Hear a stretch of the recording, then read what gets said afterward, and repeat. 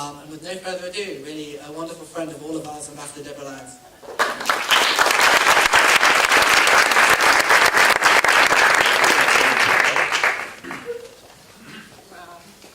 Joel, after an introduction like that, it's kind of hard to take the microphone, I have to say. But I'm going to start off by saying, this was a little bit like walking into a room full of old friends. I've already had about 7 hugs this morning, so that's a great way to start off the day. And just also for the record, yes, we are having an election in Canada in October. It'll be wonderful. The outcome of that election will have no impact whatsoever on my assignment because I am a career diplomat, of course. And I will continue to serve whatever government the Canadian public choose in their wisdom. So I just want to clear that up real quick before I got a call from Ottawa. So good morning, everyone. Bonjour tout le monde. Look, thanks for hosting this wonderful event.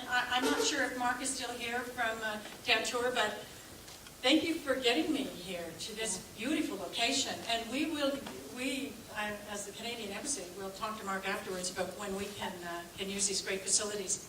I know that, thank you as well, Joel, for listing the various speakers before me. It's a little bit intimidating and daunting. But I do want to acknowledge Nikolai and the great work that Nikolai Mladinov is doing, and to say that he's a great colleague for all of us in the diplomatic corps, and I'm sure he is for all of you. He is also doing incredible work in a very challenging environment, very challenging time, but it's work that Canada really, really supports. I want to say also that it's kind of nice for me at this point in my career, because this very likely will be my last assignment as an ambassador. I'm a lot older than I look, says she, hopefully. I started my career with the NGO community, with civil society. And I will go back, when I finish my time as an ambassador, to civil society. And my only regret this morning is that I didn't bring copies of my resumes to pass out to you. So you may be getting it. Okay, so where are we? Where are we right now? What is happening to our precious little world? Who turned it upside down? Okay. No comment? I travel all over the world, and I got to tell you, it's upside down in many places. And I wonder how long it's going to stay that way. And what is our role in all of that? So let me start off by quoting from a wonderful book recently by Robert Kagan, The Jungle Grows Back. And he's referring to the human condition and the arc of history as having been a bit of a jungle. And that it has taken an incredible effort in the last couple of centuries to create a garden. And then he questions, how do we keep that garden? How do we keep the jungle from growing back? And he says, the creation of the liberal order has been an act of defiance against human nature and history. If the world order is like a garden, if the recent liberal world order is like a garden, artificial and forever threatened by the forces of nature, then preserving it requires a persistent, unending struggle against the vines and the weeds that are constantly working to undermine it from within and to overwhelm it from without. So I suggest today, in this great setting, that we are all gardeners right now, trying to maintain the garden that's been created, nurturing it, and trying to get more tranquility and harmony in this fragile, volatile, and very vulnerable landscape that we're now all on. So as I thought about my purpose here today with all of you, because let's be clear, maybe this really should be the reverse. You all should be up here, and we should have a group of ambassadors sitting there listening to all of you and getting your wisdom. I'm happy to host that anytime soon. But as I humbly tried to think through what could I contribute today, I thought of 3 tasks. First of all, gratitude. Thanking you for everything that you do and how you keep us going. Second, to give you and get from you words of inspiration, because we all need those these days. And lastly, to discuss with you, and maybe even to debate with you if we have the time, how we need to adjust to this volatile environment right now. Changes we might need to make in how we work to guarantee that our efforts are not wasted, not squashed, not diminished by the powerful, rapidly emerging counterforces. How do we help one another become better gardeners? So first, let me start with gratitude. Joel. Allow me to personally thank this incredible force of nature himself. Your commitment to Allmep and to building the foundations for peace between Israelis and Palestinians has been a hallmark of my time here. I kind of love it when Joel comes to my office. It's a little bit like opening the windows and having a burst of energy come in. When he leaves, I have a little bit more bounce in my step, and I feel like the impossible maybe is possible. I think we've all learned from his perseverance and his incredible optimism in the face of adversity and shifting sands, and the many emerging counterforces. John, you're going to have some great shoes here to fill, but I've heard you speak at the Reconciliation Conference at Tel Aviv University, and I know you can do that. But Joel, truly you had an impact on me, and I know you've had an impact on many in this room, so thank you.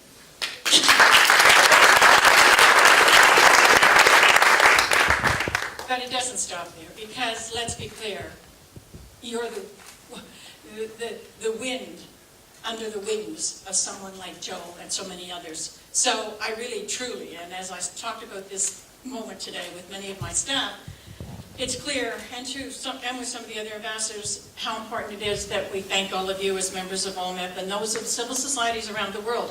You have chosen a difficult path. I don't need to tell you that. You know that in the work that you do. And it is not a path that's getting easier. In fact, it's getting probably harder, but it's ever more critical than it was. You have taken on special responsibility with trying to bring about for the world positive economic, positive environmental, positive political, and positive social change.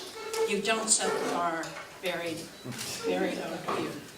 And as an ambassador, I can tell you, I can so easily acknowledge how much we rely on, and how much we need, and how much we cherish civil society. If you serve as an ambassador in a country that does not have an active, vibrant civil society, almost immediately you can hear the silence. You can feel the void, the emptiness, the loss of dialogue, the absence of the magic of challenge, the lack of vibrant input. You know you are in a society, a country, that is in trouble. The work of civil societies is generational work. It's vital work. It can be thankless, arduous, and at times it may even seem hopeless, but not in this room. It is, however, as you all know, it's essential. More than ever, it seems so. In the period that we find ourselves, we are struggling to agree as this wonderful human community. We are struggling to agree on what type of society we want to live in. There are those who seek to live in societies that are divided and isolated, cutting out those that they consider the others. Or we can choose to pursue building a society that is inclusive, collaborative, and underpinned by a rule-based international order. We can, in fact, follow the lead of Allmep. You work against ever-increasing headwinds, evaporating funding sources, unpleasant scrutiny by some governments, and even sometimes social sanctions. And still you work and go forward. And why? Because you know that you are doing the right thing. That's why I loved my time as a member of the civil society, and that's why as an ambassador, whenever I go to a new country, I gravitate toward the civil societies and make sure that they are part of our critical group of advisors. You are perhaps the better angels of our human nature. So, thank you to you. A million toda rabas, a million sukran, un grand merci. You inspire us, you guide us, You point out the plants and even the weeds sometimes in the gardens that we as diplomats need to tend to. I just want to say, as an ambassador who's here with her family, how wonderful it is to have a little child here. Thank you for being here, darling. It's so nice for me to look and see a child. I might need a hug later, okay? My daughter's 29. Hugs don't come quite as frequently. The credit card does, but... all right, so the second point. So thank you, truly, gratitude. Second point, inspiration. So if you inspire and guide us, how do I now try to give you words of inspiration? That's a bit daunting. But I'm going to start with my Prime Minister, because I think he has been an inspirational force. He believes in his heart and demonstrates in his actions, as have our previous Prime Ministers. Our government actually is one of the pillars of the strength of our diverse community. The leadership is about inclusivity, it's about tolerance, about the great benefits of pluralism, of responsible government that listens and responds to all of its citizens. The Prime Minister recently stood up in the Canadian Parliament to offer his condolences to after the recent, very tragic New Zealand terrorist attack. And during his remarks, he presented a choice to us that all of us must face. Do we continue down the divisive path that we are now headed? Or do we work to promote inclusion, build bridges between people, and celebrate our diversity? Do we solve problems together, using one another's strengths and perspectives, responding to one another's genuine concerns? And do we actively take steps to combat discrimination and the othering that leads to this violence? And that last question, I really want to hold in the air, because I think you are an incredible example of a response to that. Look, we all know that not just here on this precious land, but around the world, we are seeing a real reaction to globalization, to the fact that that beautiful planet Earth has shrunk, and we now know that we are one family on this very precious planet. But some of the reaction is not positive. Some of it is causing intimidation, it's causing fear, it's causing people to feel disenfranchised, and we've seen the results of that in recent referenda and in a number of elections around the world. There are ways in which we are responding to that I think are very positive examples. Canada now will not enter into a trade agreement with any country unless it is a progressive trade agreement. Because trade agreement...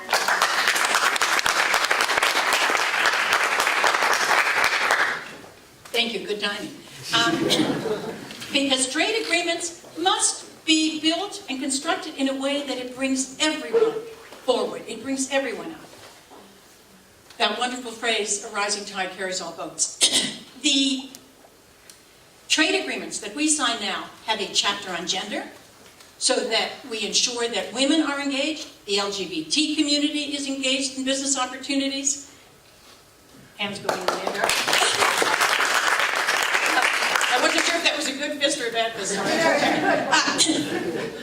They all have environmental chapters, have had that for ages. They have labor chapters, they have SME chapters.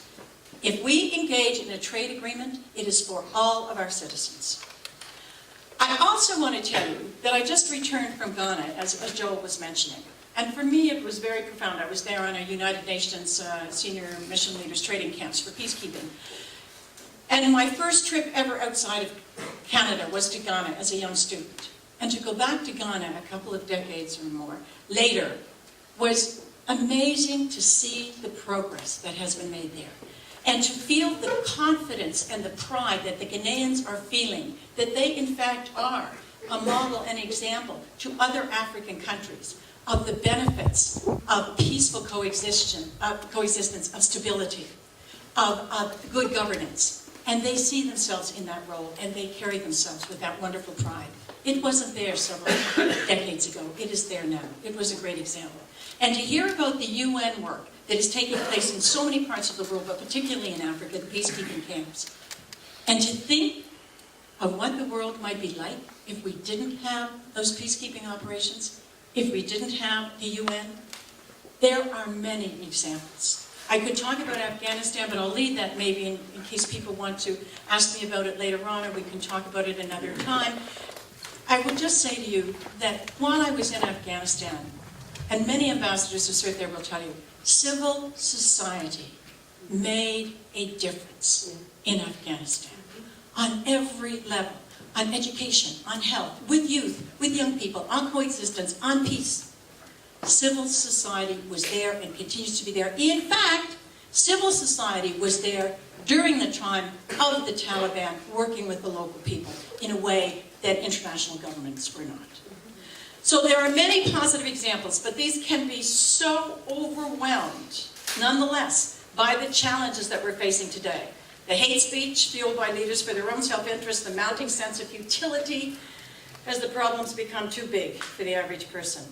But not you. Not all men. You have not allowed yourself to be overwhelmed or diminished. For years now, you have been answering the question raised by my Prime Minister. Do we actively take steps to combat discrimination and the othering that leads to violence? You, the members of Allmep, have chosen for yourself one of the most difficult and perennial challenges, peace in the Middle East. And when you're done and you've got that taken care of, I want you to take care of climate change. Your steady and persistent leadership in promoting inclusive communal engagement is not only lending a voice to the voiceless, but it is keeping us focused on what matters most. Us as diplomats, as governments, never forget that. You are keeping us focused. Media, general public, you are keeping us focused. Don't stop. We need to hear about how you define and support fairness, justice, accountability, and coexistence. After my time, having engaged with multitudes of impressive civil society organizations, I believe that the leadership and energy that we derive from these grassroots commitments, spirit, momentum, allows us as diplomats to mitigate against the divisions that are sometimes, and unfortunately more now than ever before, being pursued at the political level in so many countries. I know that in this part of the world especially, your responsibility is awesome, and you are working in an atmosphere politically that can at times be very difficult. Not only do you seek to keep open the doors between two societies and peoples, but you have to do so in the context of a protracted and ongoing conflict. In the absence of an active peace process, I sometimes worry that Israelis and Palestinians are having even less and less interaction with one another. And as a result, they are less and less able to relate and empathize with each other. In fact, I have conversations like that on a fairly regular basis, both with Israelis and with Palestinians, particularly in the West Bank and most recently in Gaza. It must be hard to see the benefits of peace and coexistence in that kind of environment, but you keep people reminded. Your relentless, dedicated civil societies have risen to the challenge of constructing 1,000 small bridges, and maybe some big ones, across the divides. Those bridges keep a sense of community alive between Palestinians and Israelis and continue to give all of us hope. Indeed, if there's a silver lining in all of this, I would say that it has encouraged the development here, in this room, of the most professional, sophisticated, and committed groups of civil society I've ever worked with. Yours is a body that is cross-cutting, it's progressive, it's mutually supportive, which is incredible, collaborative and informed, covering so many issues, areas, and communities. Whether through promoting environmental protections and resource management agreements, which you do so well, I'm incredibly impressed with the work being done there. As a biologist, I find it so profound, the work that's happening. Or in facilitating dialogue between marginalized groups from both sides, obviously in terms of bringing women together, mothers, as you've just mentioning, and youth, particularly young men. I would love to see even more focus for all of us, and it's an area where I plan to work when I finish my other career. or in waging the unconventional battles that you do on religious tolerance, on joint education programs, and on peace. Now listen to this. You give us the stories.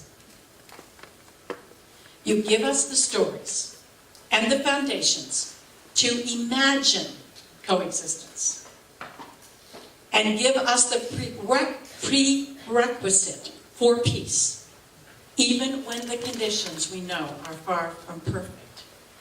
Those foundations, those stories, they have energy in them. They'll propel us forward. We never as well fail to be impressed by the caliber of your people and the quality of your work. We rely on you for so much, and we take inspiration for your unceasing hope and efforts. Your work is invaluable and never ceases to inspire. Your strong local presence, which continues to grow, will outlast the trauma that keeps this conflict alive. While we aren't there yet, we'll get there one day, and you'll have yourselves to congratulate. So thank you for all of that.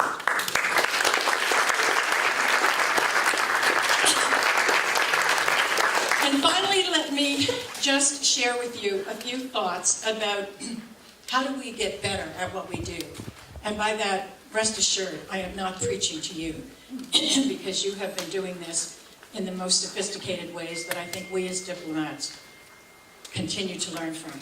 But I am, as a diplomat, as an ambassador, constantly engaged in conversations about how do we respond to these challenges that are facing us. I thought that at this ripe old age, I would finish my diplomatic career. I would go off and work with some good, significant probably environmental, civil society groups, and life would be lovely. I'd play with my grandchildren, I'd work in the garden a little bit, maybe I'd actually sail once in a while, I don't know, but it would be easy, right? Because so much had been done in the last 50, 60 years to bring about a more humane world. A world where we understood diversity, we valued it, we wanted collaboration, we saw the need to work as a world, global community. But something has happened. Maybe it was a natural outcrop of globalization that we should have anticipated. I don't know. But I feel that we're all a little bit shocked by the world that we're in these days. And so I think we need to spend some time thinking about it. How do we respond to that in a way that we're even more effective? Because are we responding to the world and these challenges? Are we responding to them in the ways that we would have done 10 years ago? Or even 5 years ago? And maybe we need to be thinking of other ways in which we work. So I very humbly am going to suggest some areas that I don't even know if I truly believe in myself, but I would love to discuss more with all of you, because frankly, I think you are even more in the trenches than I am. So first, we need to talk to the others more, not one another, even though it's so lovely talking to them. But the others who disagree with our efforts. And I won't say it's easy. I won't even say that I always enjoy it.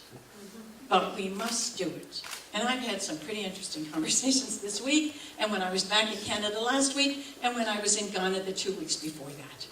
Interesting conversations with people who don't see the world unfolding the way I do. But we must take that first step toward creating that common ground to bridge the distance that is growing and breeding an unhealthy alienation amongst us.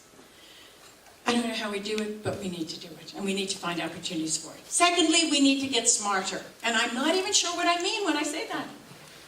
But I think there's something there about adopting new tactics, all within legal boundaries, as compared to, and a sense of decency, of course.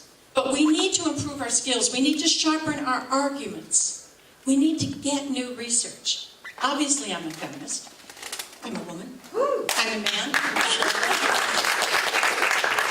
I'm a thinking person. So I'm a feminist. And I'm a feminist for men, too. So I make the best progress in my discussions when I use the most recent research on how empowering women has been good for society. I see the transformation that happens when we're not just talking about opinions, but I'm actually talking about this is what the research is saying. And I've got gobs of that if anybody needs it. We need to stop assuming, I think, in the inherent goodness of others. We need to believe in their goodness, but we need to quickly be ready to call out self-interest and more loudly amplify the collective interest. Now in Canada we have this thing that we do, we have snowball fights. And sometimes if you've got a little nasty brother or sister, they put ice in the snowballs and then they're sent in the house by the parents and they're never allowed to play again until the next day. So I'm not suggesting that in the snowball fights, we put ice in our snowballs. Don't do that. We don't want to do that. We're good, kind people. But I think we do need to think about the pitch of our snowball, the target of our snowball. We might even need to think about the ground that we're standing on as we throw those snowballs in this fight. Are we on the right ground? Do we need to take a step forward? Do we need to take a step back? I don't know. I am trying to figure this out too, because I want to be more effective in these conversations. And then thirdly, I think we need to engage the media more. I know we have some media here. I think we need to engage the media on all sides more, and we need to get to the publics more diligently. Finding new partners, whether in the old or in the young, in business, and most certainly the religious leaders, who have a huge responsibility to stand up and be counted. We need to ensure that we indeed have created a civil society movement that is ever expanding and increasingly diverse, and that we are hitting the mark in the most human way possible. So, I, like so many, am wandering around in this new landscape. Pretty confused, wondering, baffled, how did we get here? And I'm trying to find my way back to something more familiar. But that's impossible. There's no going back to what we thought might have been a kinder time. So I look around to the side, in front of me, for other gardeners. Even trying to figure out how to embrace a weed or two and incorporate that into our garden. Knowing that the only way is for us never to let go of hope and the principles that guide us. So let me finish with a few concluding words from Kagan's book. To know that the jungle is always there, that chaos, that inhumanity, that violence, to know that it's always there on the fringe is not to despair of keeping it at bay, even if it encroaches a little bit, as it has done of late. We can never abandon our faith in the possibilities of human progress, but rather, we must hold to a deeper understanding of the precariousness of human freedom and to a still greater dedication to it.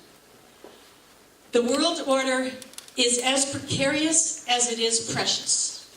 It is a garden that needs constant tending, lest the jungle grow back and engulf us all. So I wish you, in your next few days, happy gardening. And once again, express the incredible gratitude that we feel to this huge gardening cooperative that is Allmep, for the nourishment and the hope that you give us all. Thank you.